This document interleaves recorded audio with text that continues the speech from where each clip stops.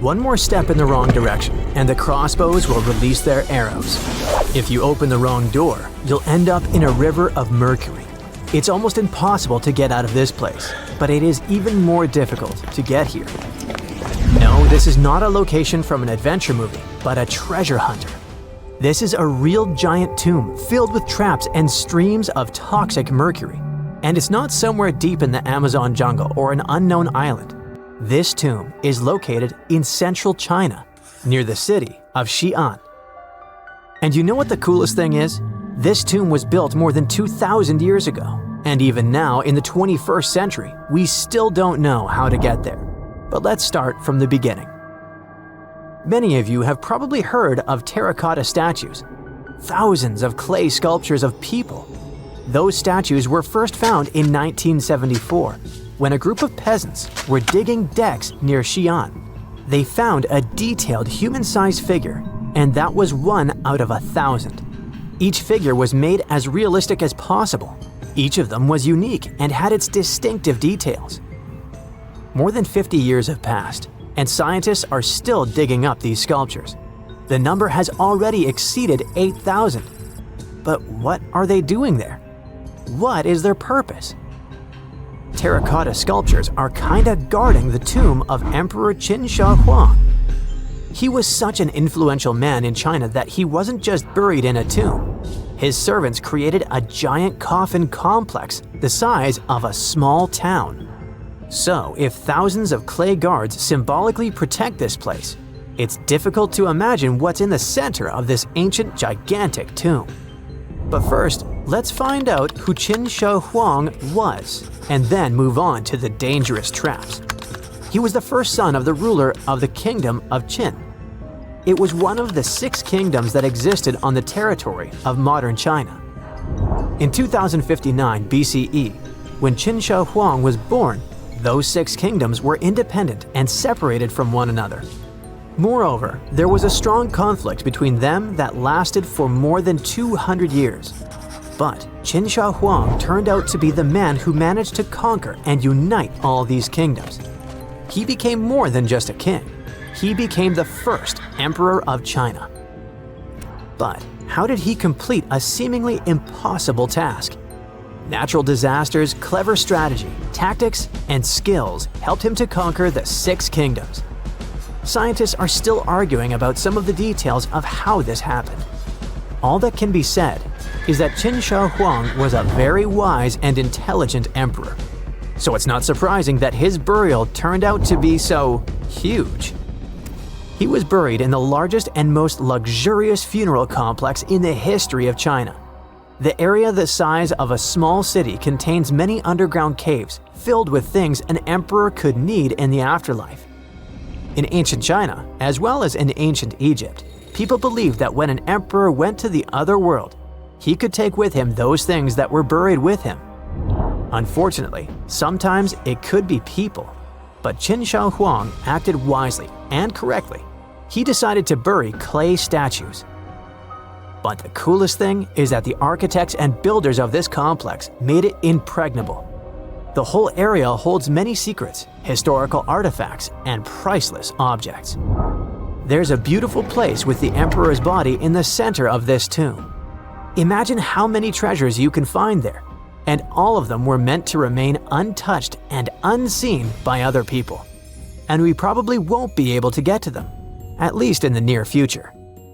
Ancient Chinese historian Sima Qian wrote something about the tomb about 100 years after the emperor's burial. He said that this place had dangerous traps inside the tomb that would destroy anyone who dared to enter the tomb. The engineers installed crossbows with loaded arrows and also poured a huge amount of mercury, simulating the movement of rivers. Of course, that was 2,000 years ago, and crossbows probably don't work anymore. But what about mercury? This toxic metal has no expiration date. It's shiny and moves quickly in liquid form. It looks beautiful, but don't touch it. Even a small drop of mercury can cause damage to your body. Inhalation of its vapors or ingestion causes damage to nerves, the liver, kidneys, and many other symptoms. And that's just one drop. Imagine how dangerous rivers of this substance can be. Who knows how much mercury was loaded there by the tomb builders? But even if you dodge all the traps and don't end up in the poisonous river, mercury would still be able to harm you. Its vapors can pass through the cracks in the walls. This means that the entire tomb is probably soaked in this substance. And by the way, this is not just a guess. Scientists have measured the mercury level at the excavation site and found that it's much higher than normal. But why mercury? In ancient China, mercury was considered the elixir of youth, the source of immortality. According to the records, Qin Shi Huang often took pills with this element. Perhaps this was the reason that his life ended at the age of 49. In any case, people can damage ancient structures and artifacts during excavations. For example, archaeologists caused great damage to Tutankhamun's tomb during its exploration. You dig around, but then suddenly the entrance collapses and you destroy vases, scrolls, interior decorations, and other stuff. But even if you do everything carefully, the writing and drawings on the walls can be destroyed by sunlight or oxygen. Places where there has been no fresh air and ultraviolet radiation for thousands of years have their own chemical composition that can be damaged by contact with the outside world. In the 1970s, when archaeologists were excavating terracotta sculptures, the paint pigment fell off the statues because of contact with the sun and air. Fortunately, the archaeologists quickly adapted and created a technology that allowed them to get the statues out without damaging the paint.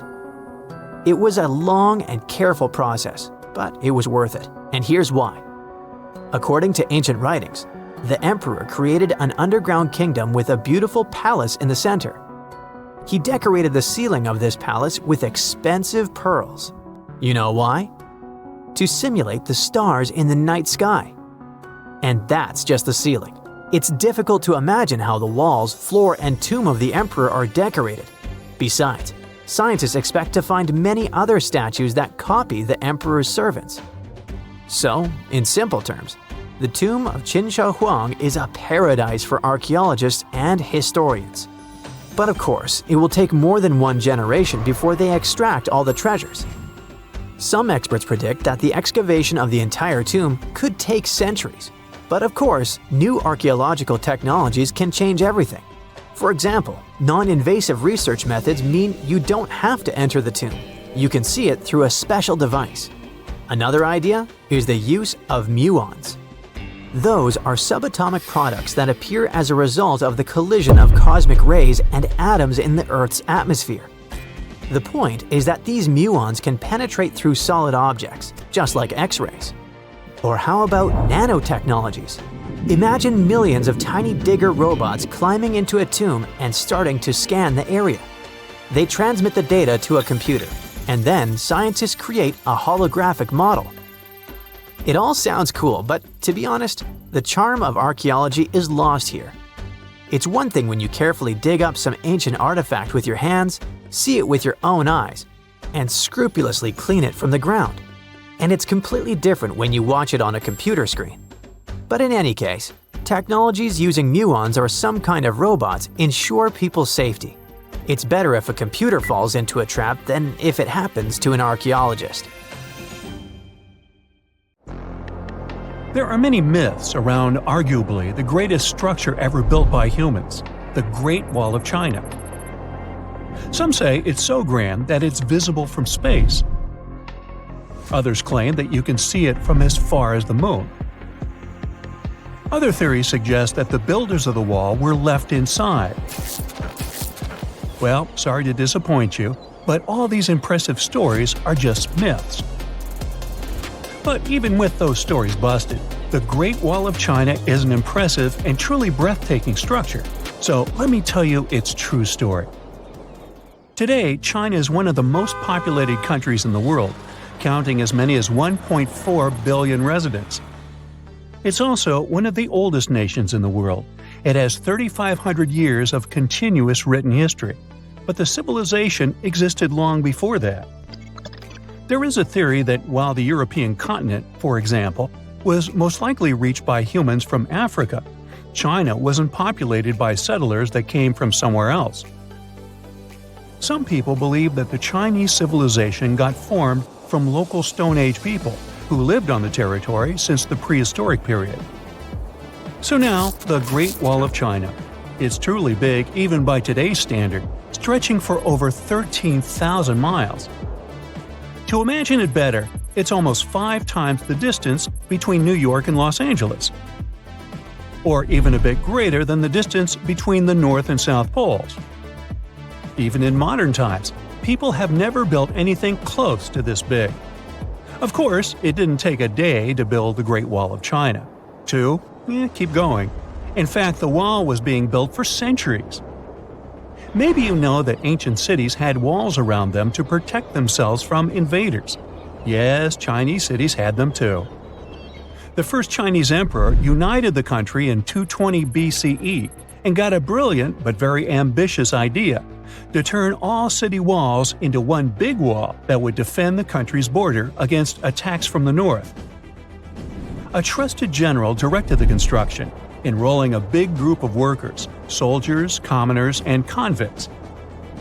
Back then, the wall was built of rammed earth and wood. In some places that were strategically important, the sections of the wall overlapped to provide maximum security. The walls were around 26 feet high on average.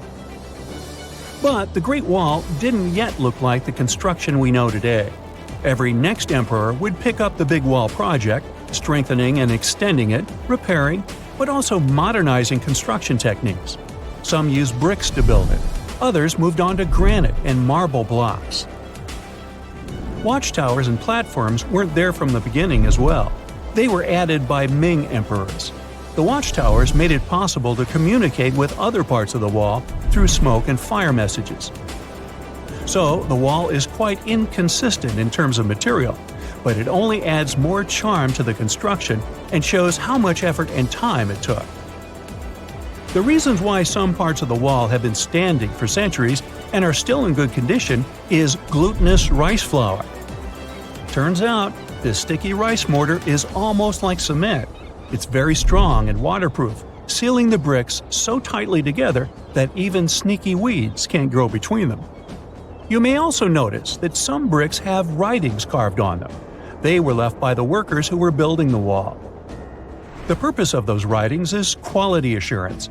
They contain such information as location, quantity, and responsible officials. So, in the case of some problems with the quality of materials or constructions, it would be known who should be held accountable for it. Recently, a research group has looked through official historical documents of the Ming Dynasty that ruled China from the 14th to the 17th centuries. They came across records of secret doors in the Great Wall, so they decided to find them. They used a flying robot to capture continuous centimeter resolution photos of the wall. They photographed 90% of the wall that was built during the Ming Dynasty and discovered the remains of over 220 secret doors along the wall. Some of them have a specific width and height that allows only one person to go through. Others are large enough to allow 2 horses to pass at the same time. Why are the doors there? Well, the Great Wall's main goal was to protect the country from the enemy. Building doors that could let the enemy in would undermine the whole point of having a wall. So, of course, the doors were secret passages. They perfectly matched the surroundings topographically, and the exit on the outside was camouflaged with bricks so that it was almost completely indistinguishable from the brick wall. The wall was never just a defensive wall, and it was never completely closed. It could be opened on demand. It was also a structure used for trade and commerce, communication between inside and outside the wall, and of course, for defense and spying. Some doors were used for trade with the other side. Through smaller doors, a person would sneak out to spy on the enemy that lived on the other side. The hidden gates were also useful for a sudden attack. As you remember, some gates were camouflaged with brick on the outside. The exit was so indistinguishable that the enemy had no idea exactly where it was located. The inside entrance for Chinese soldiers was hollow, so they could walk through the wall and break the camouflaged exit gate from the inside, starting their surprise attack. Now, even though the main point was to prevent outsiders from getting into the city, the wall wasn't too effective on that matter. It could still be climbed over or marched around. So the wall was being watched at all times, and the guards gave signals to the troops if they saw the enemy approach. Also, the wall provided more time to mobilize and bulk up the country's forces or lure the enemy troops into a difficult strategic position. The construction stopped at the end of the 19th century. The wall lost its strategic and military importance due to technological advances. Over the centuries to today, only 8% of the Great Wall is in good condition, and the rest is damaged. Also, around 1/3 of the wall has disappeared without a trace, due to both natural erosion and human damage. I guess you could say it's now just a pretty good wall. As you remember, the first parts of the wall were built out of rammed earth and wood. These are not the most unfailing materials if we're talking about thousands of years. Also, destructive farming methods have turned large areas into a desert and contributed to erosion. Also, many bricks were taken away from the wall in the last century to be used in building farms and houses. The wall is being deconstructed stone by stone even today, but this time by tourists. Quite a few of them take a stone as a souvenir. That's a total of a lot of stones, considering that over 10 million tourists visit the Great Wall every year. Since 1987, the wall has been a UNESCO World Heritage Site, highlighting that it has an outstanding importance to humanity. The wall is one of China's 56 World Heritage Sites, second place among countries with landmarks protected by UNESCO. Who's first, you ask? Well, the top spot, with 58 World Heritage Sites, belongs to Italy. And do you know that the wall isn't only a famous tourist attraction, but also the location of the Great Wall Marathon? It's a marathon that was established in 1999 and is one of the most challenging ones in the world. You guessed right, people run along the wall, including all the steps. There are 3 distances, so that participants can run a full marathon that is 26 miles, a half marathon that's 13 miles, or just have a fun run of 5 miles. Once upon a time, I searched through the jungle, following a map poorly drawn on a piece of cloth. After days of walking, I reached an ancient Mayan temple. As soon as I stepped in, a strange noise echoed. I turned to leave, but suddenly the floor cracked beneath my feet. I fell into a 1,600-year-old tomb. Finally, I got lucky. That day, I walked out with shiny jades, carved seashells, a creepy afterlife mask, and a curse that's been haunting me ever since. Well, okay, maybe it didn't happen exactly like that. Or maybe it didn't happen to me. Sadly, real-life archaeology is not like Indiana Jones movies. However, the findings can be as exciting and important, especially in Belize, where archaeologists just found the first identifiable ruler's tomb in the lost Mayan city of Caracol after 40 years of digging. A team of archaeologists finally unsealed a hidden chamber, buried deep beneath a structure they'd already studied. And inside that tomb, which is indeed around 1,600 years old, was Tikab Shak, the first known king of Caracol. His name is commonly interpreted as Tree Branch Rain Deity, which is poetic and incredibly awesome. King Shak was believed to be a Mayan deity in control of rain, thunder, and lightning. According to folklore, he used axes to strike rain-bearing snakes in the sky to make the rain fall. The buried king is considered to be the dynasty founder. The royal dynasty he founded lasted more than 460 years. And judging by what was buried with him, we can assume that King Shak was greatly celebrated. His tomb had jade beads, carved bones, seashell jewelry, and ritual pottery vessels. One of those vessels shows Ekchua, the Maya deity of trade, receiving offerings. Others showed bound prisoners. Archaeologists could tell they had found some high royalty when they noticed a considerable presence of red cinnabar in the tomb, a rare and expensive material from the Mayan world. Then there's a jade mosaic mask, pieced together like a puzzle to cover the king's face in brilliant green. Jade wasn't used just because it was shiny. It was sacred and symbolically associated with life and demise. Polished jade glistens like it's been dipped in water. Cool at first, but quickly warming in your hand. To the ancient Maya, this lifelike quality made jade a living, breathing substance, and for this reason, it possessed high religious and spiritual importance. The Maya associated it with the breath of life, with royalty, and with eternity. Covering someone's face in jade showed just how high-ranking that person was. King Shak's mask has yet to be examined properly, but another famous mask of King Pakal was made of over 346 green jade stone fragments. That's a lot of painstaking work. But maybe the most symbolically fascinating thing about this king was that he was old. Not just lived a good life old, toothless old. To us, that means he didn't clean his teeth properly, because no, you don't usually lose teeth just from getting old, as long as you maintain good oral hygiene and dental care. On the other hand, according to Maya legends, toothless elders were believed to have spiritual powers. Rulers and shamans mediated between realms, and aged or underworld deities were often shown as toothless in art. Now, speaking of realms, Mayan cosmology divided the universe into 3 layers. The upper world was where the deities lived. The middle world was where humans lived. It was carried on the back of a giant turtle or caiman, and surrounded by a primordial sea. Beneath it was the underworld, known as Xibalba, a dark and complex realm of spirits and ancestors. And certain people, especially rulers, shamans, and elders, were believed to move between these worlds. This king was a ruler, had a deity-like name, and was a toothless elder. Boy, his power level must have been off the charts. But that's not all. Here's the eerie part. The tomb was buried beneath another tomb, which was discovered all the way back in 1993. Archaeologists were investigating a different burial when they realized there was another chamber hidden beneath it, an interesting hiding place. Remarkably, it worked. For more than 1,600 years, no one found him.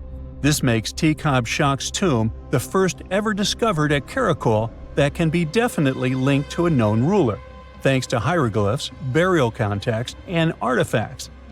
Now, if you're not a geography or history buff, you've probably never heard of Karakol. Today, it's a remote ruin deep in the jungles of western Belize. But around 16 centuries ago, Karakol was one of the largest and most powerful cities in the entire Maya world. At its peak, it covered over 77 square miles, which, for reference, is larger than modern-day Belize City. Its population was around 100,000 people. That's more than most cities in Europe had at that time.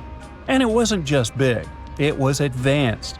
Karakol had pyramids, ball courts, palaces, reservoirs, and a very complex road system. Stuff like limestone superhighways stretching miles through the jungle. Past excavations also turned up arrowheads, drills, spindle whorls, figurines, and everyday tools. King Shak's tomb was one of the 3 major tombs found in the northeast Acropolis. That's near Kana, the central archaeological complex at Karakol, and one of the tallest human-made buildings in all of Belize, even today. It reaches an imposing 141 feet high and contains multiple levels of elite residences and temples. But even with that size, finding tombs isn't easy at all. Most have already been looted. We don't know what else can be hidden there, and in some places, it's too risky to dig up without causing damage. That's why it took researchers decades to finally find something untouched. However, they were able to report over 850 burials and 175 tombs at Karakol over their 4-decade-long project. One of the earliest tombs, dating to around 350 CE, was a cremation burial containing ritual artifacts such as obsidian blades, atlatl spear points, and ceramic styles associated with central Mexico. So, if you're an archaeologist, this city seems to be an old historical gold mine. And old historical gold mines often come with warnings. For one thing, it's keep out, the ceiling might fall on you. Besides, even though scientists are excited about this discovery, if the king can really walk between realms, he's probably annoyed by all this. So, what happens now that the king's eternal rest has been disturbed? Well, by opening and stepping into the tomb of Terracotta Shak, archaeologists basically stepped into a sealed sacred place. Maya tombs weren't just holes in the ground with a fancy coffin. They were sealed like cosmic vaults, locked up with stone, soil, and sometimes elaborate closing rituals. The goal was to mark the end of their use and protect what was inside.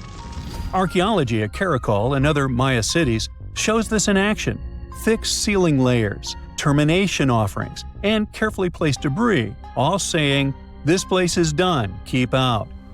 Today's archaeologists still treat them that way, working under Belizean laws and cultural protocols, making sure they explore with respect for what these spaces meant to the people who built them.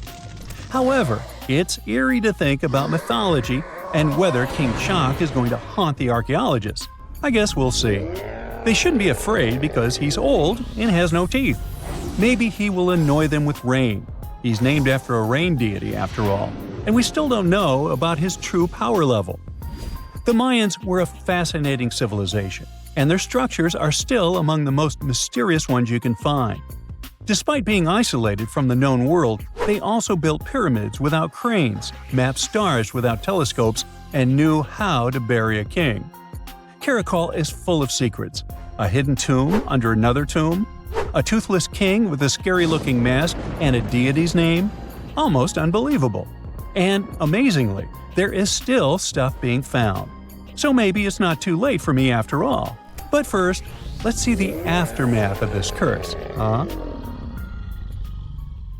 Archaeologists recently found something fascinating from a forgotten Maya kingdom: a tomb hidden in a collapsing pyramid. Inside, there was a king buried for 1,700 years. A jade mask that looks almost human, but not quite. And all this thanks to the looters who missed it by just 6 feet. They stumbled upon it in 2022 in the dense jungles near the border of Guatemala, Mexico, and Belize. In Mayan times, this little place used to be called Xochitlam. It's a lost city, half swallowed by jungle. This place meant pretty much nothing compared to other big Mayan cities, like Tikal or Teotihuacan, or so we thought. The team found a tomb of a Mayan ruler. The artifacts, the names of kings, all this revealed that Xochitlam wasn't just some tiny village. It was a pretty important place for that culture.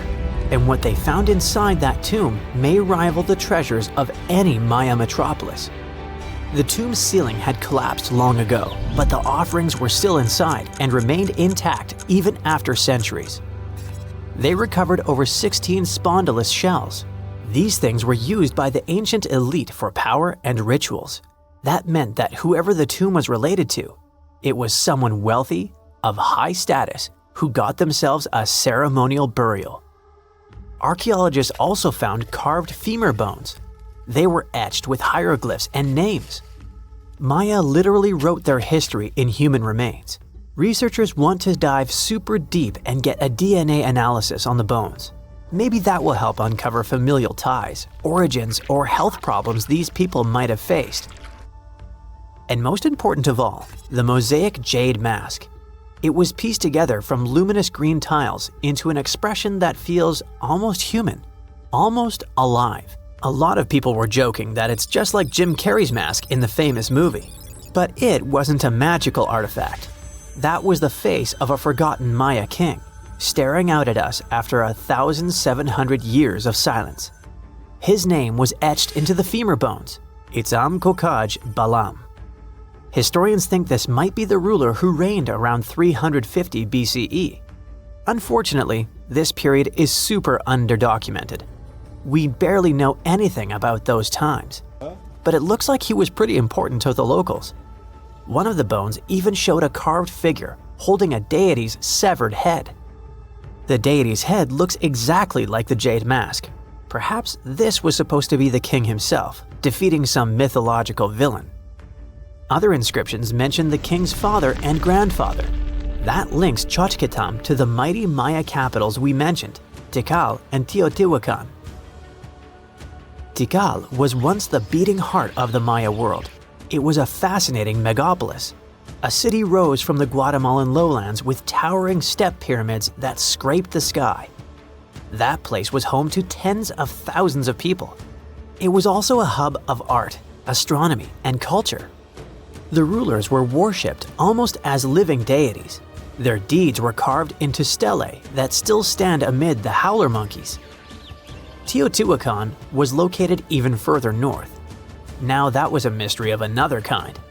It wasn't really Mayan, but rather Central Mexican. But still, that was a true metropolis, one of the largest cities in the world during its time. It was most famous for its Avenue of the Dead and colossal structures like the Pyramid of the Sun. It was a rich cultural center that had a worldwide influence. For centuries, both Tikal and Teotihuacan seemed to have completely different cultures. Tikal was a flourishing city-state where people loved reading, astronomy, and beautiful architecture. Teotihuacan was a titanic militaristic superpower. Two big centers of Mexico, separated by 600 miles of jungle and mountains. Compared to these imperial capitals, Xochitlam was a whisper. But it looked like this Itzam guy from the tomb wasn't just a ruler of a random village. He seemed to have political ties in ancient Mesoamerica. The craziest part is that we almost lost this piece of history, all because of the looters. At some point in the past, grave robbers had tunneled dangerously close. They stopped digging just 6.5 feet away from the tomb. That's just like in that meme with the diamonds. Sometimes you stop digging right before you hit it big. But in our case, thank heavens they didn't get there first. That's how close we came to losing a piece of history. In an almost poetic irony, it was the looters' tunnels themselves that led Estrada Belli's team to the site. Archaeologists have been looking around and using the so-called LiDAR technology. That's basically laser beams shot from high above, which help them map the spot. It's like taking X-rays of the jungle floor. And that's when they found the little signs of intrusion. They quickly realized that if someone was digging here, they were probably looking for something important. Without the failing looters, they might have walked past a discovery. In any case, archaeologists want to keep searching. They might even find more chambers buried inside the abandoned pyramid. We just keep finding mysterious things related to the Maya. Recently, buried deep within the ruins of Tikal, archaeologists found a house, and in that house, a limestone altar. It was covered in vibrant murals of red, yellow, and black. What's weird is that this build wasn't made by Maya. It was unmistakably Teotihuacan in style. And just like the tomb from before, it was made about 1,700 years ago. The altar was discovered inside a Maya-era residence known as Group 6DX7. It stood 3.5 by 6 feet right in the center of the home. That was very typical for Teotihuacan traditions. It bore a mural of the storm god that was also a central deity in the Teotihuacan pantheon. But this altar depicted no kings and no rulers. That's very weird. As we said, Maya worshipped and honored their dynasties and political power, putting them pretty much everywhere, like some merch. But instead, this altar worshipped the deities alone, and it did so in the heart of Maya's main capital, Tikal. When archaeologists dived deeper, they saw it as unmistakable proof that Teotihuacanos not only came to Tikal, they thrived there. This house wasn't some trade outpost. People actually lived in it. Teotihuacanos built homes, practiced their rituals, and left their deities behind in this city. And Maya seemed to be chill about that. Researchers think this was a home for some elite people from Teotihuacan, or maybe it belonged to Mayans who practiced Teotihuacano culture and deeply respected it. But it might be something darker than a simple, friendly multiculturalism. The two cities weren't in the best relationship. There was some tension, maybe even surveillance. The house and the altar were probably built around 300 to 400 BCE. That was a period when Tikal was rising in power. This might have caught the attention of the mighty empire to the north. It's almost as if Mayans poked the beast. By 400 to 450 BCE, that attention may have become something sinister. The altar could have actually been the symbol of domination. Had the Maya of Tikal truly welcomed their guests, or did they come here and bluntly started building foreign altars in sacred spaces? Did Teotihuacan use this as some kind of soft invasion? In that case, it would make sense for Mayans to destroy that place or vandalize it somehow. Mayans regularly buried their buildings and rebuilt on top of them. But for some reason, this altar remained untouched. Mayans found it and buried it with the surrounding buildings as they were. No vandalism, no destruction, no rebuilding even. Looks like they had some complicated feelings about Teotihuacans. It was a time when cultures clashed, fused, overlapped, and possibly spied on each other. Perhaps one day we'll learn more about what really happened among these ancient civilizations. Deep inside the heart of the Amazon rainforest lies a cave so massive, it defies logic. Stretching for 2,000 feet, this tunnel is so big a human could easily walk around inside of it. Its walls are etched with deep, mysterious claw marks. But this is just one of many. If you travel to the south of Brazil, you'll stumble upon over 1,500 similar caves, ranging from modest tiny burrows to massive passageways. These are not your average spooky, bat-filled caverns. They're what researchers call paleo burrows, also known as ancient underground structures dug by creatures so colossal they make modern elephants look small. Whatever creature dug those tunnels displaced 800 elephants worth of dirt. I know, it still looks like a normal cave, but experts noticed this one was special because the walls were too neat and rounded, and the floor was too smooth. Besides, no water or erosion leaves such signs of serious digging power. These Brazilian caves are the largest geological records of animal activity on the planet. It's like stumbling into a prehistoric house made by creatures the size of cars. To unlock this mystery, researchers analyzed the scratch marks on the walls and realized they had probably been made by giant ground sloths, a species called valgipes, which could weigh nearly 9,000 pounds and eat your average annual menu in about 3 days. Despite being huge, these animals were not earthbenders. They had to work in groups if they wanted to dig such long tunnels. This is why scientists believe many sloths shared the same tunnel and dug it together. Even some giant armadillos may have helped with the digging. After all, they were ridiculously skilled excavators and lived there too. Okay, but why would a giant sloth or armadillo need a 2,000-foot-long underground lair? Great question. And the truth is, scientists aren't totally sure. It doesn't make sense for them to dig tunnels this massive just to escape predators, especially since the tunnels were big enough for a saber-toothed tiger to crawl in, for example. So, unless they installed prehistoric security systems, this theory has holes. Haha, pun intended. The best bet is probably climate. Back then, everything was drier and colder, and some species of giant sloths were living their best lives back when Earth was transitioning between cold and warmer periods. Their big bodies usually protected these animals from temperature changes, but drastic fluctuations probably made them hide in order to survive. Besides, just like modern sloths, giant sloths probably had a hard time maintaining their body temperature, and going underground for a while is a great way to protect your babies and save some energy. After all, the bigger you are, the more energy you spend. Some scientists believe these tunnels might have had rotating tenants. One sloth moves in, digs a bit, leaves some scratch marks, moves out. And sometime later, another one crashes there and adds its own decor touches. A hostel for ancient megafauna. All evidence points to a more timeshare situation than a prehistoric private property. After all, these creatures weren't exactly social butterflies. Most sloths and armadillos usually keep things strictly one-on-one, just mom and baby. Yeah, dad sloth stuck around only for the good part. But you probably noticed one tiny detail here. These guys are not around anymore. They went extinct 11,000 years ago, right around the time humans started to get popular on Earth, when another ice age was ending. In fact, 80% of all mammals that were heavier than 2 pounds disappeared then. The first culprit is, of course, the usual suspect: humans. Around 10,000 years ago, a wave of skilled hunters using distinctive tools like spear points spread across North America. The theory goes that American animals weren't used to this new predator, making them easy targets. Once the big plant eaters started vanishing, the big meat eaters followed.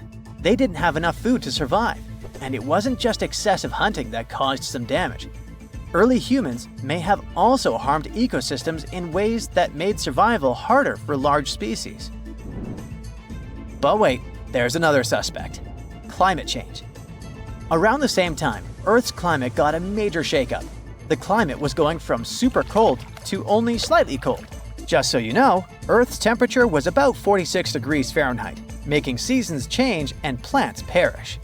And if plants are no longer around, big animals that eat them, like our friends giant sloths, have less nutrition, making them even more vulnerable.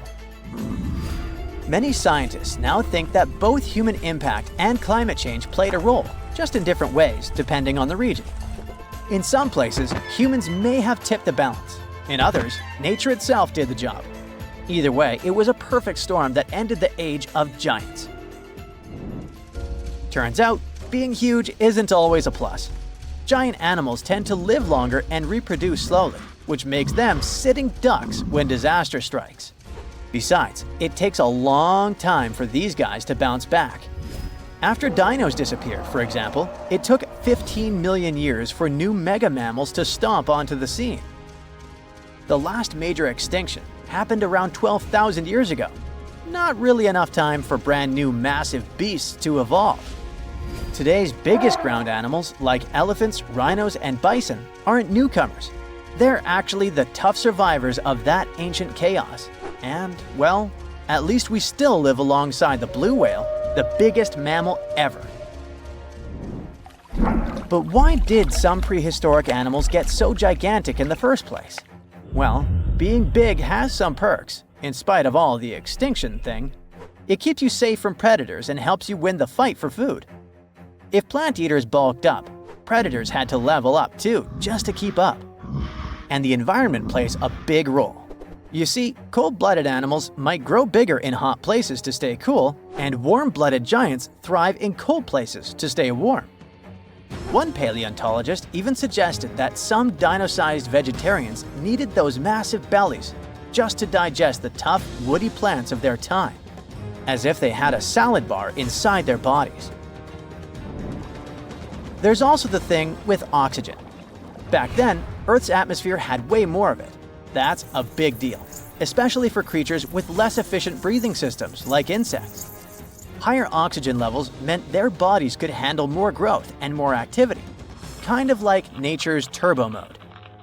We also have to discuss bones, specifically the lighter ones. Many huge dinosaurs had air sacs built into their skeletons, just like modern birds. This made their bones strong but not ridiculously heavy, meaning they could grow super tall or long without collapsing under their own weight. Those air sacs also helped with cooling down, which is super important when you're basically a walking oven of muscle. On the flip side, modern mammals are limited by gravity and biology. Bigger bodies need stronger hearts, lungs, and blood pressure just to keep functioning, and land doesn't offer much support. This also explains why whales got even bigger than dinosaurs. The ocean acts like a natural support system, which pretty much means that buoyancy helps hold up all that mass. So blue whales can hit a jaw-dropping 330,000 pounds without turning into pancakes. On land, that kind of size would be a serious health hazard. So ancient giants weren't just freaks of nature. They were the result of the right mix of air, food, physics, and environment working together in just the right way. The whole extinction event surely is a bummer for giant sloths that worked as gigantic engineers of nature, but it surely prevented us from sharing the planet with insects the size of crows, like some types of griffin flies or millipedes reaching almost 6 feet in length. Yikes! Now, if you'll excuse me, I'm going to appreciate modern sloths. Slow, small, and thankfully incapable of terraforming the landscape and giving me insect-related panic attacks. Now, this bad boy was the size of a husky and could maybe pass for one, except it didn't have any fur and was a top predator with extra long, blade-like canine teeth. Ooh, charming. Meet the earliest known saber-toothed animal to have ever lived. It roamed the Earth well before the dinosaurs. Scientists made the description of this creature based on its fossils found on the Spanish island of Majorca in the Mediterranean Sea. About 200 million years ago, none of us were around then, the very first true mammals appeared, and they lived right alongside the dinosaurs. But if we trace the family tree of mammals even further back, we'll find an ancient group called theropsids. They didn't look like mammals we have today, but they had some key features that would eventually help define mammals. For example, theropsids had special openings on the sides of their skulls for jaw muscles, and parts of their jaw bones would later evolve into the tiny middle ear bones that all mammals, including you, have today. So, the new discovery is what might be the oldest known theropsid fossil. The fossil, which doesn't have an official species name yet, belongs to a group called Gorgonopsians. Those guys are more closely related to mammals than they are to any other living animals. Some of them were as small as cats, and others were as massive as polar bears. Gorgonopsians had some very mammal-like traits, like different types of teeth for different jobs. But unlike mammals, these ancient predators kept replacing their teeth, even their giant saber-like canines, over and over during their lives. Hey, that would be handy. Until now, the oldest Gorgonopsian fossils we knew about were around 265 million years old. But this new fossil is even older, dating back between 270 and 280 million years. The find was super detailed and complete, including its sharp knife-like fangs, part of its jaw, pieces of its spine, ribs, tailbones, and toe bones, plus most of one of its back legs. Even though the creature's skull wasn't complete, the scientists think it was about 7 inches long, and the animal itself would have been around the size of a medium-large dog, weighing between 66 and 88 pounds. But other than that, it didn't really look much like a dog. Even though it had some lizard-like features, calling it a lizard dog is totally wrong. Mammals and reptiles do share a super ancient ancestor from about 320 million years ago, but their evolutionary paths split a long time ago. When the newly found creature was alive, the island of Majorca was right in the middle of the gigantic supercontinent Pangaea. Back then, this area went through super wet and super dry seasons.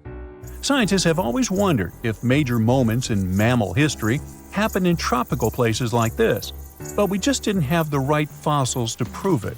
Now, with the discovery of the oldest known Gorgonopsian in Majorca, the missing pieces of the puzzle are coming together. It looks like some huge steps in mammal evolution could have happened in low-latitude environments we haven't explored much yet. The so-called gap in the fossil record might just be because paleontologists weren't looking in the right spots. Our hero of the day wasn't the only cool guy rocking the planet before dinos settled in. Over 500 million years ago, the weirdest predators to have ever existed ruled the oceans. The name is a bit tricky to pronounce, so I'm not going to. Okay, it's Anomalocaris, but it just literally means unusual shrimp. This creature looked nothing like anything alive today. Scientists think it was the first true apex predator, the orca of its time.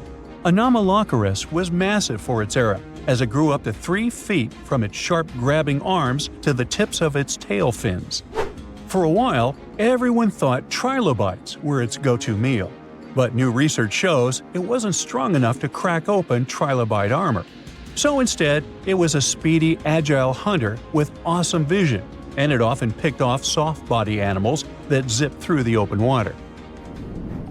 Now, another really cool creature from pre-dino times is a fish that could walk on land.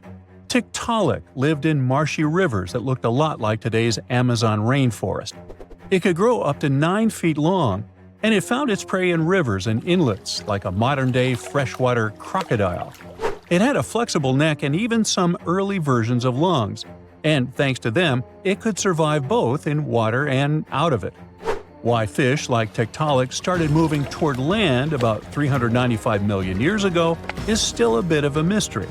Around that time, the ancient supercontinent called Gondwana was drifting closer to the land that would become North America. This slow movement created lots of shallow, swampy habitats, which were perfect places for crocodile-like animals to thrive. Plus, these areas were near the equator, so they were warm and tropical. But there wasn't a lot of food waiting for them on land, so maybe they moved there for safety reasons. There were fewer predators and better spots to lay eggs there compared to the water. Creatures first adapted to living in open water, then shallow water, then marshes and river edges, and only after a long, slow transition did they finally step fully onto land. Now, how about a millipede the size of a small car and weighing as much as a large dog? This beauty lived over 300 million years ago in what is now England. Back then, during the Carboniferous period, Earth's atmosphere had way more oxygen, over 26%, compared to today's 21%. Scientists used to think the high oxygen levels were the only reason these creatures could get so big. But back then, they found a new fossil from a time when oxygen wasn't that much higher than today. They discovered it purely by accident, when a boulder split just right and revealed one of the most complete and largest giant millipede specimens ever.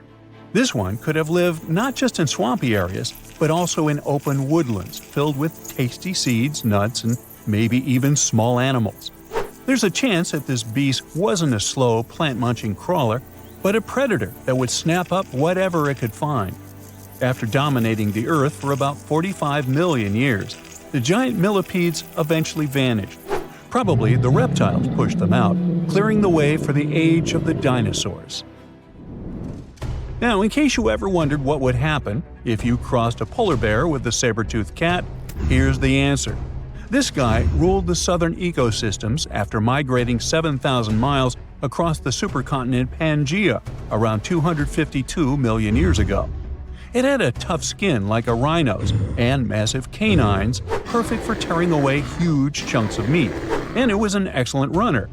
Once it got to its new home in what is now South Africa, it replaced a whole group of local predators. But its glory didn't last long, as closer to the end of the Permian period, massive volcanic eruptions made the weather patterns change and wiped out about 90% of all species.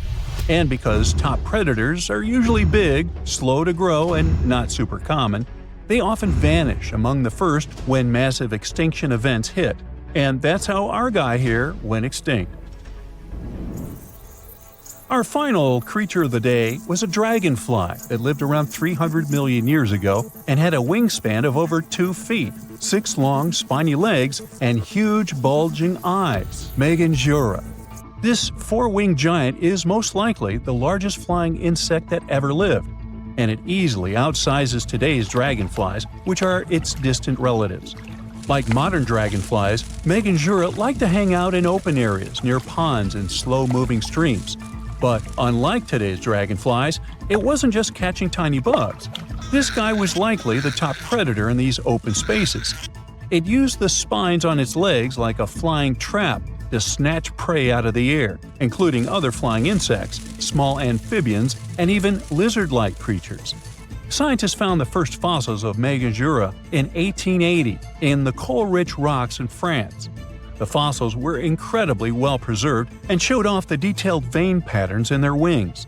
Scientists think Meganjura grew so huge because it didn't have much competition from vertebrates, and the air back then, during the Carboniferous period, had a lot more oxygen than it does today. The ancient Indian texts mention beautifully decorated chariots or entire palaces called vimanas that could take off and, in a matter of seconds, fly away as far as space. Some people believe these vimanas only existed in Indian mythology, but it's also possible that they were based on a real technology that had been lost over the centuries. According to the Vedas, ancient Indian religious texts, there was the elephant vimana with several engines and many other types named after animals and birds. There was one for local travel, one for visiting different countries, and one for traveling to the moon and various planets. They could develop a great speed. One Vimana had the superpower of invisibility. Another one was shaped like a sphere and was built on the winds produced by Mercury. This Vimana was said to generate an enormous ray like the sun and make noise like the storm's thunder. All the Vimanas were unbreakable and perfect for attacks on foes.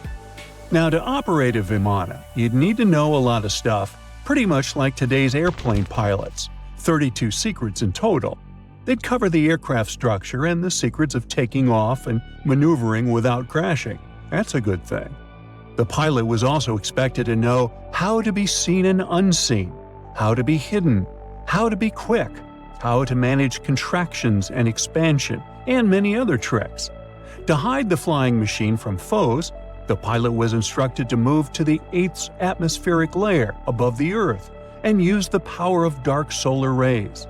This instruction might sound a bit weird, but there were others, more realistic ones, which still make sense in modern aeronautics. There are sections of ancient texts on the Vimanas that focus on details like flight paths, pilot training, navigation, and even suitable clothes for pilots and recommended food for long flights. There was also a lot of technical detail about the use of heat-absorbing metals, the metals utilized, and melting points. The supporters of the theory that the Vimanas were more than just myths are sure that the ancient Indians would unlikely go into all these details just for a beautiful story. So, the flying palaces might have been real and way ahead of their time, like many other great Indian inventions. Back in the 6th century BCE, an Indian physician named Sushruta basically wrote the original guide to medicine and surgery. They even called him the father of surgery for his work. Sushruta laid down the details on hundreds of medicinal plants and described complex surgical procedures. He gave instructions on nose reconstructions and skin transplants from one part of the body to another. The original method of rhinoplasty, which involved taking a piece of skin from the forehead to reconstruct the nose, is still used today. But back then, it had a slightly different purpose than surprising your followers on social media. Those nose jobs helped out folks who had lost their noses as punishment for crimes or in fights. Now, you gotta thank an ancient Indian math prodigy for the invention of zero. It might not seem like a big deal, but without it, we would have no binary system and no computers. People before the 5th century CE were only thinking about some sort of a sign to indicate nothing. The invention made addition, subtraction, and other mathematical operations a whole lot easier. You can see the oldest zero in existence carved in the wall of a temple in Gwalior, India. The Indus Valley Civilization was using rulers in 1500 BCE and earlier. Made from ivory, these rulers were found during excavations in what is present-day Pakistan and northwestern India. They were widely used in architecture with amazing accuracy. They had units corresponding to slightly over 1 inch that were marked with precise subdivisions within 5/1000ths of an inch. The next invention is more of a concept than a physical item. Standardization is all about setting the rules based on a bunch of people, things, or interests. One of its cool applications that we've all gotten used to is standard weights. Whether you're using pounds or kilograms, you need these universal measurements for weight, right? For this, we owe a big shout-out to the merchants from the Indus Valley Civilization who lived around 4,000 years ago. They were measuring everything from food grains to fancy luxury goods using these standardized weights. And their weights had decimal and binary mathematical systems going on. They didn't have high-tech gear, but they pulled off some serious precision using complex calculations and even sand for construction. Their art of standardization made its way to Persia and Central Asia, basically becoming the global weight-watching standard. So, if yoga is your go-to exercise, you definitely have a personal reason to appreciate the ancient Indian geniuses. Over 5,000 years ago, during the rule of the Indus-Sarasvati civilization in northern India, yoga was first mentioned in the Vedas. Yoga was refined and shaped over the centuries until it grew into a massive teaching with over 200 sacred writings dedicated to this way of obtaining enlightenment. At the beginning of the current era, yoga got a new trajectory thanks to a Hindu writer who laid down a system of yoga in his text, the Yoga Sutras. It became a whole-body rejuvenation, a life-extending practice with poses that you are still doing on the mat today. Yoga has reached the Western world only in the 19th century, and it caught on like wildfire. Chess, the all-time top game for intellectuals, is also an Indian invention. Its ancestor was called Chaturanga, and it was a strategic board game that started gaining popularity around 3,000 years before the current era. This early Indian version of chess was played by 4 people, not 2, and had 64 squares. Each player had 8 pieces, ranging from pawns to kings, bishops to knights, and there was no standard 6-faced dice. They rolled with an oblong one. Players facing off were actually allies, forming 2 teams based on the direction they sat. Chess, that we know and love today, was first mentioned in ancient Indian literature in a legend. It said that the wife of a villain called Ravana had invented the game to amuse him. Now, the word shampoo comes from the Hindi word, which means to soothe or knead. The substance was invented in India in 1762 and was originally used for head massages, hence the name. The first shampoo was made of natural oils and herbs. British traders fell in love with the idea and brought it back with them to England. It took years for the original head massage oil to evolve into shampoo as we know it today, but it's still an Indian invention. Unlike the ancient Greeks, who wore animal skins, the Indians started cultivating cotton back in the 5th and 4th centuries before the current era. They used cotton threads to produce fabrics that soon became a huge hit in the Mediterranean and beyond. Jute and wool also have their origins in India. Cashmere, the finest and most exclusive type of wool, actually comes from the Kashmir region of India. Buttons that sit proudly on that cashmere cardigan of yours also have ancient Indian origins. Some 5,000 years ago, the Indus Valley civilization started cutting seashells into geometric shapes with tiny holes in them. First, they were just decorations, but then people started using them to fasten clothes.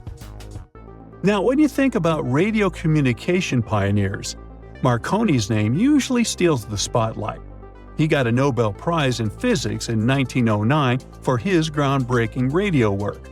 But there's an unsung hero in the radio waves game, and his name is Sir Jagdish Chandra Bose. He spilled the beans on radio communication way back in 1895. He shot an electromagnetic wave across 75 feet at the town hall in Calcutta, and it went through walls, rang a bell, and even set off some gunpowder.